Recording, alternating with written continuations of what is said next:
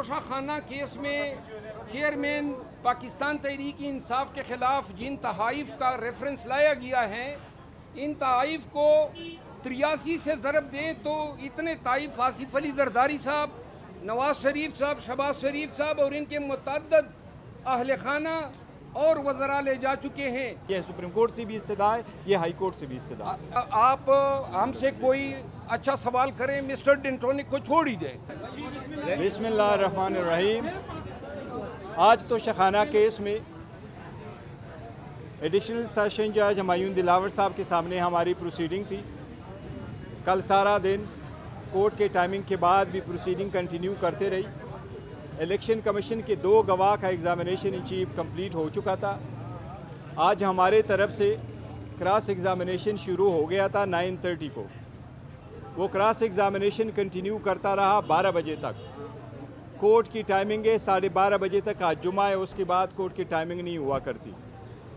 हमारे साथ आज क्रॉस एग्ज़ामिनेशन के दौरान हमने बाज़ चीज़ों पे ऑब्जेक्शन उठाया और अदालत से हमने एक रिक्वेस्ट कर ली।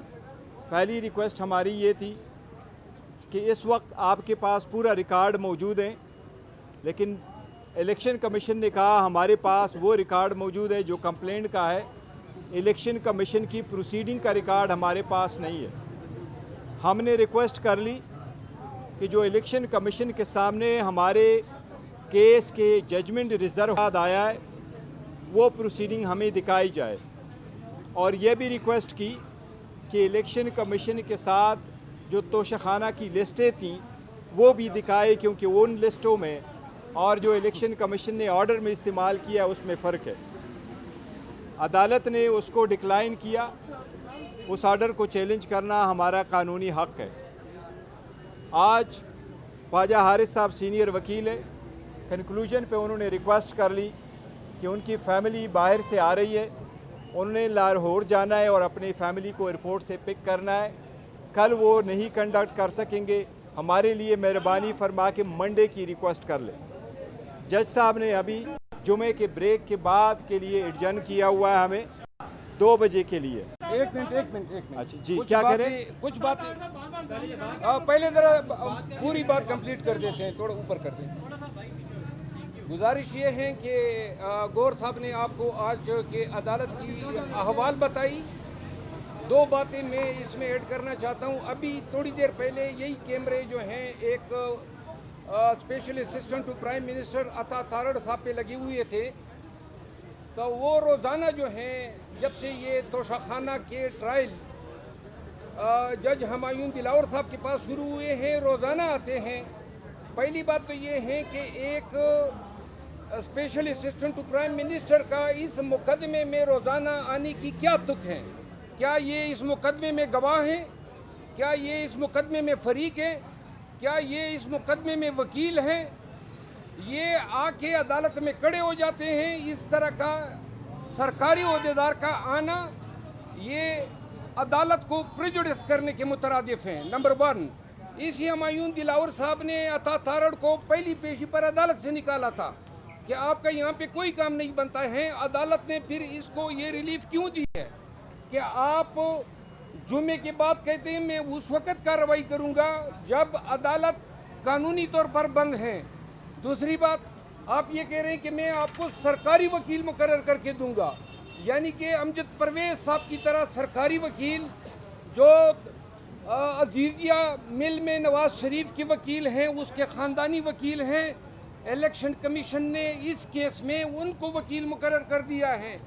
ये इलेक्शन कमीशन की बदनीयती को ज़ाहिर कर रही है। किस तरह आप एक सियासी पार्टी के वकील को अपने इदारे का वकील मुकर्रर कर सकते हैं?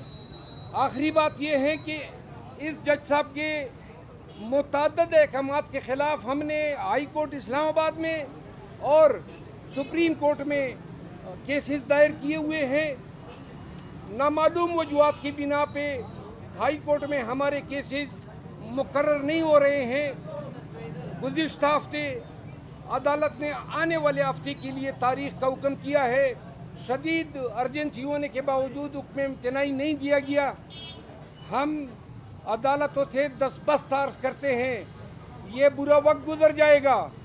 जो पाकिस्तान पे आया है और अदालतों पर आया है, और ये जो आए रोज़ अदालतों की भी तवकीरी हो रही है। लेकिन जो जज साहिबान रूल ऑफ लॉ के साथ खड़े होंगे उनका नाम तारीख में ज़री अल्फाज के साथ लिखा जाएगा, और जो जज साहिबान कंप्रोमाइज़ होंगे वो अपनी इज्जत, अपने मनसब का जनाजा निकाल रहे हैं। आप सबका बहुत शुक्रिया। कोई सवाल हो तो हाजिर कीजिए। और सब सवाल अतात आरट से किया था कि ये जज के कंडक्ट के हवाले से कि वहाँ पे इतराज़ हो सुप्रीम कोर्ट में आपकी तरफ से अगर इलेक्शन के हवाले से बात की तो जज फौरन खुद ब खुद जो है वो वहाँ से केस से अलग हो गई। लेकिन यहाँ पे ये देखा गया पोस्ट के हवाले से, तो उनका ये कहना था कि पोस्ट मैनी नहीं रखती, जो अकाउंट है वो मैनी नहीं रखता, केस का अहम होना जो है वो मैनी रखता। इस पर क्या कहें? देखिए, हमने एक एप्लीकेशन ज़रूर कर दी थी जिसमें जज साहब का कहना यही था कि फ़ेसबुक मेरी है, पोस्ट मेरी नहीं है। वो मैटर अभी सब जुडिस से कोर्ट में, और कोर्ट से हमने वो इस्तदा की है और वो मैटर हाई कोर्ट में पेंडिंग है। हमें उम्मीद है अगर हमारा केस लग गया तो वो हमें रिलीफ मिल जाएगा। हमारी सिर्फ अदालतों से ये दरख्वास्त है कि वक्त की अर्जेंसी को देखे और इस बात को देखे कि कौन उसको ज़्यादा परसू कर रहा है। हमें वो आम लिटिगन की तरह टाइम नहीं दिया जा रहा। मेहरबानी फरमा के हमारे केसेस लगे, हमारे केसेस लगाएं ताकि उसमें हमें रिलीफ मिलता नहीं मिलता, लेकिन हम अपना स्टेंस कोर्ट के सामने हम प्रेजेंट कर सकें। ये सुप्रीम कोर्ट से भी इस्तदा है, ये हाई कोर्ट से भी इस्तदा है। अदालत एक चीज़ और अवाम भी इस चीज़ को मद्देनज़र रखें कि तोशा खाना केस में चेयरमैन पाकिस्तान तहरीक इंसाफ के ख़िलाफ़ जिन तहाइफ का रेफरेंस लाया गया है, इन तहाइफ को 83 से ज़रब दें तो इतने ताइफ आसिफ अली जरदारी साहब, नवाज शरीफ साहब, शहबाज शरीफ साहब और इनके मुतअद्दिद अहल खाना और वज़रा ले जा चुके हैं। क्या कोई वजाहत इसकी है कि आप चेयरमैन PTI के ख़िलाफ़ तो इलेक्शन कमीशन रेफरेंस भेज रहा है, ये इनके साथ रियायत क्यों बरती जा रही है? कानून में आर्टिकल 25 में प्रोवाइड किया गया है कि किसी के साथ डिस्क्रिमिनेशन नहीं किया जाएगा। हमारे साथ ये डिस्क्रिमिनेशन क्यों हो रहा है? शुक्रिया। कहते हैं कि जो बाकी पार्टियों ने जितने भी तहफ़ लिए हैं उन्होंने बेचे नहीं है, जबकि इमरान खान ने जो तहफ़ लिए हैं वो सारे बेच लिए।